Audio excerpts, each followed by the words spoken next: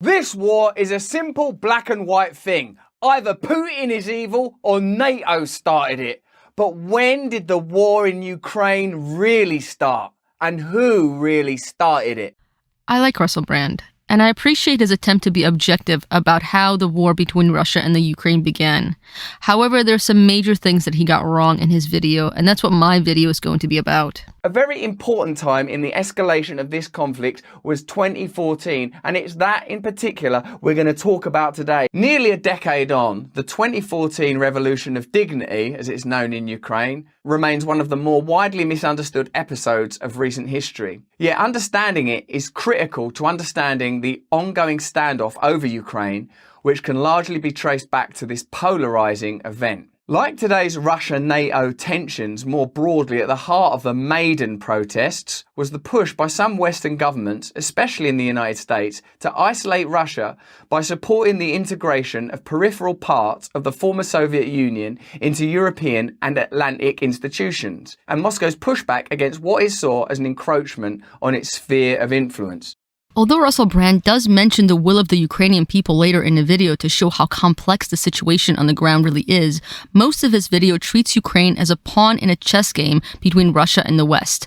In this last bit, he says that the West intended to isolate Russia by spreading Western institutions to Russia's neighbors, so it makes it sound like countries like Poland and Latvia had no will of their own. But in fact, they asked to join the EU and worked hard to be worthy of acceptance. Likewise, they asked to join NATO because they had just been freed from Russian occupation just a few years prior. They had every reason to fear Russian aggression. I personally wish there was more push to integrate Russia into these institutions as well. However, the fact that Russia ended up being isolated is not necessarily something that was intended, even though it was foreseen. In other words, it was not necessarily an intentional act of provocation against Russia, but something that needed to be done for the sake of its smaller neighbors. And isolation was just an inevitable, even if unwelcome, outcome. The point is that it was primarily a democratic choice made by countries rightly threatened by Russia, not merely an expansion of the West eastward. A major turning point in the US-Ukraine-Russia relationship was the 2014 violent and unconstitutional ouster of President Viktor Yanukovych. Elected in 2010, a vote heavily split between eastern and western Ukraine. In 2014, Yanukovych was taking his second crack at the Ukrainian presidency. Once in power, Yanukovych's rule was again marred by widespread corruption, authoritarianism, and for some, an uncomfortable friendliness to Moscow, which had made no secret of its backing him in the previous election. The fact that Ukraine was starkly divided between a more Europe-friendly Western centre and a more pro-Russia East, the same lines that largely determined the election, only added to the complication. Ukraine relied on cheap gas from Russia, but a plurality of the country, not crucially an absolute majority, still wanted European integration. The thing to take away from that last bit is the fact that roughly half the country wanted to join the EU before the uprising in 2014. Russel Brand doesn't say half, but that is what the polls showed.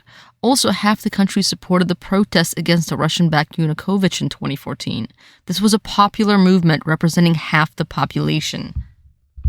The backdrop to the 2014 coup and annexation cannot be understood without looking at the US strategy to open Ukrainian markets to foreign investors and give control of its economy to giant multinational corporations. What?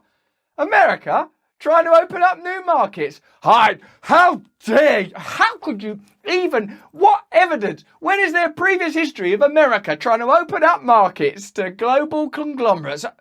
Oh yeah, always, all the time, with every single war there's ever been. A key tool for this has been the International Monetary Fund, which leverages aid loans to push governments to adopt policies friendly to foreign investors. Russel Brand makes it sound like the US and the International Monetary Fund were just looking to exploit Ukraine.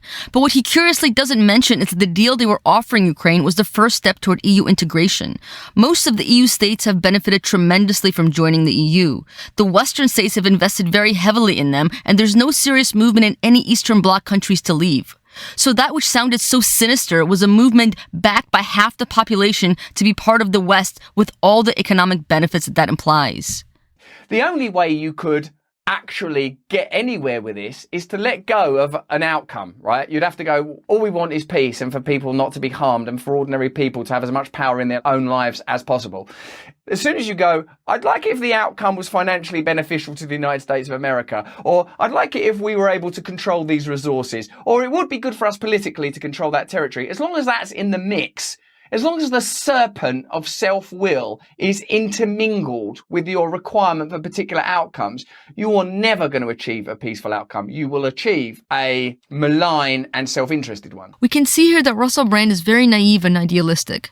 Nations always act in self-interest and they always will. The question is whether their actions are also beneficial to others.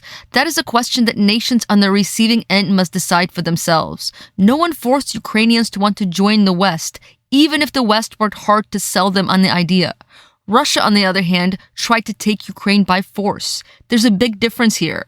I find it ironic that in his attempt to offer a broader narrative, Russel Brand offered another oversimplification that failed to properly emphasize the will of the Ukrainian people.